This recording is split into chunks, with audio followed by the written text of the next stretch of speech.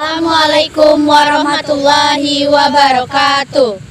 Kami dari kelompok 4 akan menjelaskan materi tentang korupsi di Indonesia. Kenalan dulu yuk sama anggota kelompok 4. Dea Tri Amanda, Putih Nisha Mariam,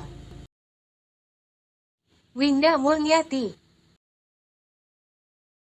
Wirma Muhardila. Baiklah, langsung saja kepada materi pertama. Baiklah, saya akan membacakan materi pertama, yaitu pengertian korupsi. Kata korupsi berasal dari bahasa Latin, yaitu corruptio atau corruptus. Corruptio memiliki arti beragam, yakni tindakan merusak atau menghancurkan. Corruptio juga diartikan kebusukan, keburukan, kejahatan, ketidakjujuran, dapat suap menyuap, tidak bermoral, penyimpang dari kesucian. Kata-kata itu atau ucapan yang menghina dan memfitnah. Baik, di sini saya akan melanjutkan materi yaitu jenis-jenis korupsi. Dikutip dari buku Teori dan Praktik Pendidikan Anti Korupsi, berdasarkan studi yang dilakukan oleh Transparency International Indonesia, praktik-praktik korupsi mencakup manipulasi uang negara, praktik suap dan pemerasan, politik uang, dan kolusi bisnis. Pada dasarnya, praktik korupsi dapat dikelompokkan ke dalam berbagai jenis, diantaranya sebagai berikut. Yang pertama yaitu penyuapan atau bribery. Penyuapan merupakan pembayaran dalam bentuk uang atau sejenisnya yang diberikan maupun diambil dalam hubungan korupsi.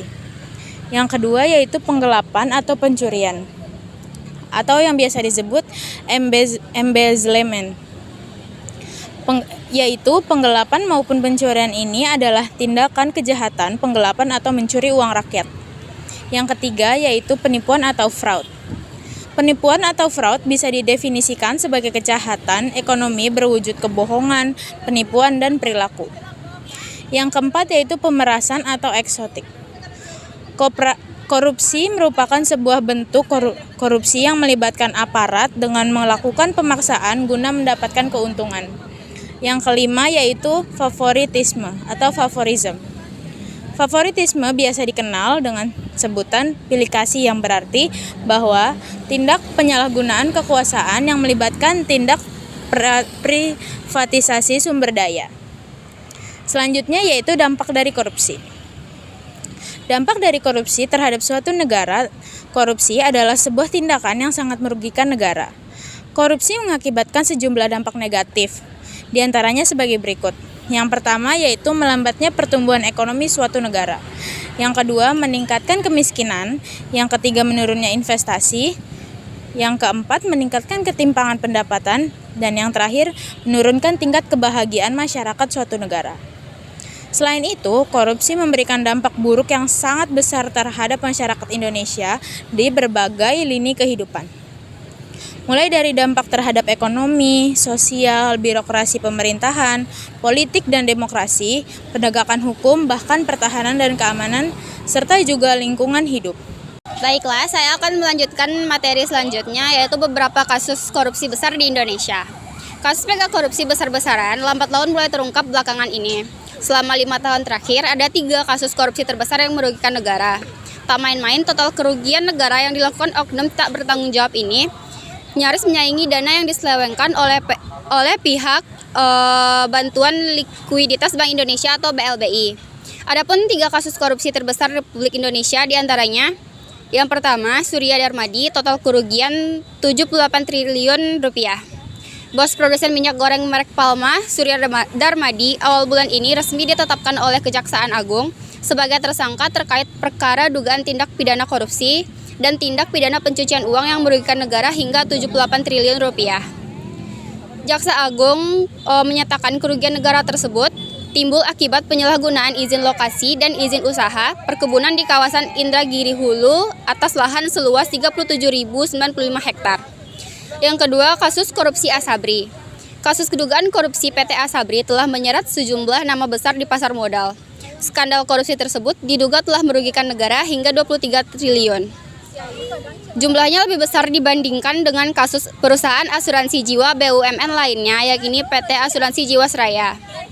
Besaran hitungan BPK ini beda tipis dengan proyeksi awal Kejaksaan Agung. Atas kasus Jiwasraya, yakni 17 triliun rupiah, Dari jumlah 16,8 triliun itu terdiri dari kerugian investasi di saham dan reksadana. Yang terakhir adalah kasus korupsi Jiwasraya. Permasalahan Jiwasraya dimulai dari manipulasi laporan keuangan. Proses rekayasa laporan keuangan Jiwasraya telah dilakukan lebih dari 1 dekade. Pada 2015, OJK melakukan pemeriksaan langsung terhadap Jiwasraya dengan aspek pemerintahan investasi dan pertanggungan. Audit BPK di 2015 menunjukkan terdapat dugaan laporan aset investasi keuangan yang overstated dan kewajiban yang understated. Pada Mei 2018, terjadi penggantian direksi. Setelah itu, direksi baru melaporkan terdapat kejanggalan laporan keuangan kepada Kementerian BUMN.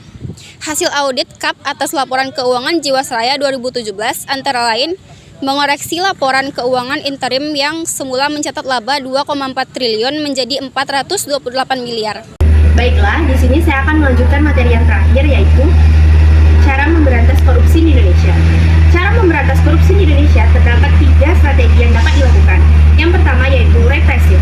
Strategi represif dilakukan dengan cara KPK menjerat koruptor ke pengadilan, membacakan tuntutan, dan menghadirkan para saksi beserta alat musik yang menguatkan. Yang kedua yaitu perbaikan sistem. Di dalam strategi perbaikan sistem, KPK memberikan rekomendasi pada kementerian atau lembaga terkait untuk melakukan langkah-langkah perbaikan. Tak hanya itu saja, strategi ini pula dilakukan melalui penataan layanan publik lewat koordinasi dan supervisi pencegahan serta mendorong transparansi penyelenggara negara. Guna mendorong transparansi penyelenggara negara, KPK menerima LHKPN dan gratifikasi. Yang ketiga, edukasi dan kampanye. Edukasi dan kampanye dilakukan sebagai bagian dari pencegahan dan mempunyai peran strategis dalam memberantas korupsi.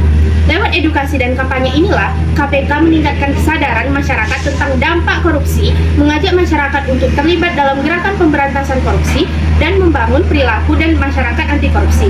Kegiatan edukasi dan kampanye tersebut sebaiknya dilakukan sebagai bagian dari pencegahan yang dilakukan tak cuma kepada mahasiswa dan masyarakat umum. Solusi pemberantasan korupsi. Solusi pemberantasan korupsi sebagaimana ditunjukkan oleh syariat Islam yaitu sistem pengajian yang layak, larangan menerima suap atau hadiah, perhitungan kekayaan, teladan pemimpin, hukum yang setimpal, dan pengawasan masyarakat.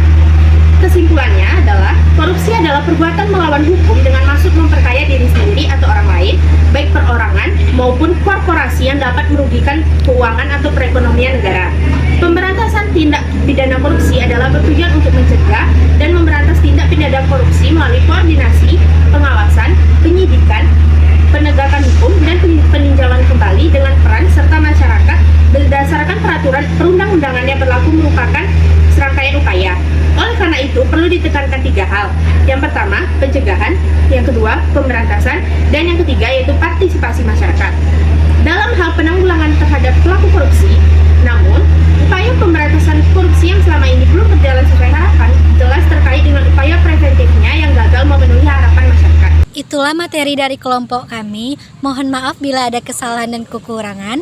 Kami akhiri dengan Assalamualaikum warahmatullahi wabarakatuh.